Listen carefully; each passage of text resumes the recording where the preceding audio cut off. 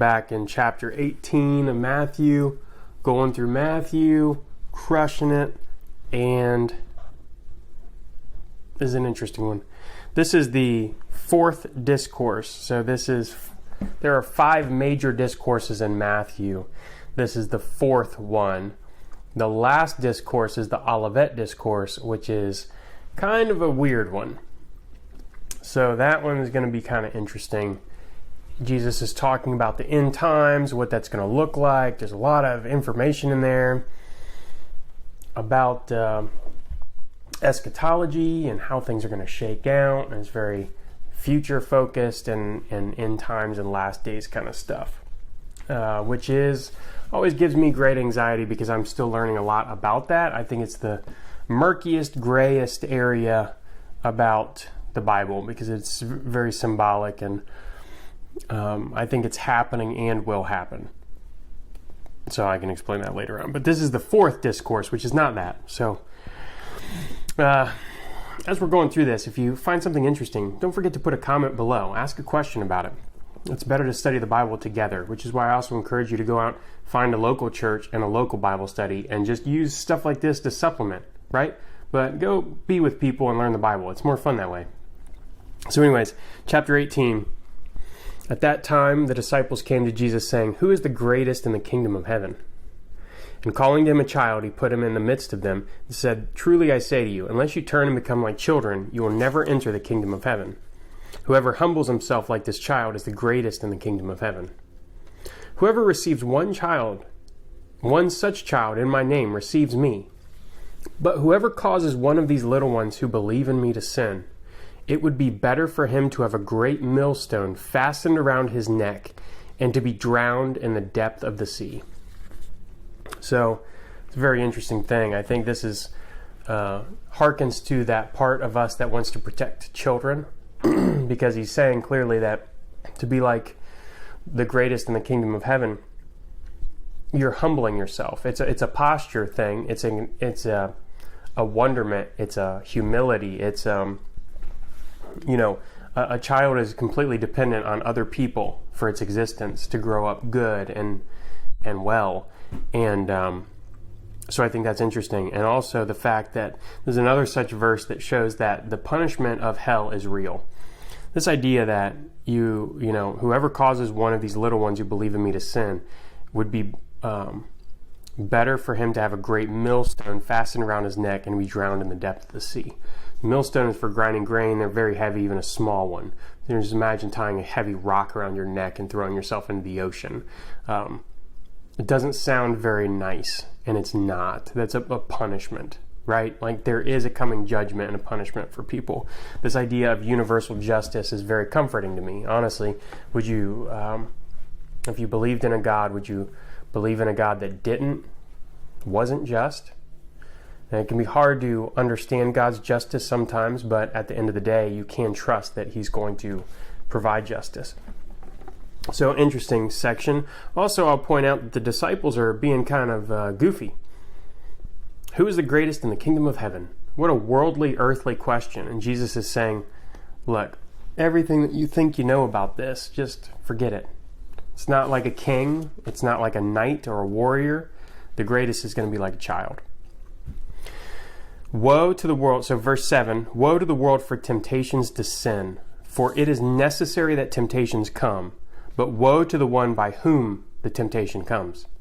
And if your hand or your foot causes you to sin, cut it off and throw it away. It is better for you to enter life crippled or lame than with 2 hands or 2 feet to be thrown into the eternal fire. And if your eye causes you to sin, tear it out and throw it away. It is better for you to enter life with 1 eye than with 2 eyes to be thrown into the hell of fire. So again, there's a really interesting thing happening because the idea of, can you really know yourself if you haven't been tested? No, you can't. So temptations are tests that come along, and it says, right, that it's necessary, right? Everybody, even Jesus was tempted. So it's important to put it in perspective from that, just that one instance even. Jesus was tempted.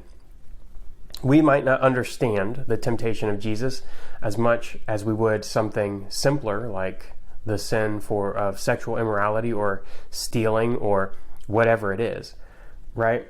But even Jesus was tempted. It's necessary. We get tested and we come out knowing who we are when we're tested. There's an integrity element. You cannot know if you're going to have integrity if your integrity has never been tested. So there's that. And there's also, but woe to the one by whom the temptation comes. So if you're somebody that's out there causing other people to stumble, then there's punishment for that. So it's an interesting thing because it's on one hand, temptations are going to come and it's going to test you and you're going to be, are you up to the challenge or not? There's that element of the test, but then there's also if you are the one causing people to sin, woe to you. Like, be careful there, because if you're that, you're going to be punished. This whole idea of people thinking that there is no hell or no punishment or sense of justice or that everybody will just be brought into heaven because they're good people, I would challenge that with passages like this, because it's pretty explicit right there. It even goes on and says, if your hand or your foot causes you to sin, cut it off. If your eye causes you to sin, gouge it out, right? And it says it's better for you to enter life with one eye than with two eyes to be thrown into the hell of fire. So I think there's a couple interesting things going on here about justice and temptation and how to deal with that. But then I also think, did Jesus cut off a lot of people's hands or eyes? Like, did he gouge out people's eyes? A lot of people read this and go, you cut off your hand instead. Well, why don't you cut off your hand? I know you've sinned with it. That's a reduction, right? And what Jesus is actually, do you think Jesus is saying it's your hand that causes you to sin? What causes you to sin? So it's interesting to me because it's often not your hand or your heart. There are people, or your hand or your eye. Often what causes it is your heart, right? That is the part of us that dies. When we accept Jesus, he gives us a new heart. So we exchange ourselves. We exchange our heart. We give it over, right? And we are renewed and reborn with our rebirth includes a new heart that knows right from wrong, that is convicted, right? This is part of the transformation. And the heart is what tempers, right? Like our mind tempers our heart tempers our mind. And I just think that's an interesting concept. So I don't think Jesus is saying cut off your hand or you gouge out your eye every time you sin, like some people would reduce it down to, but he's actually saying the cause. Because what does it say? And if your hand or your foot causes you to sin, cut it off.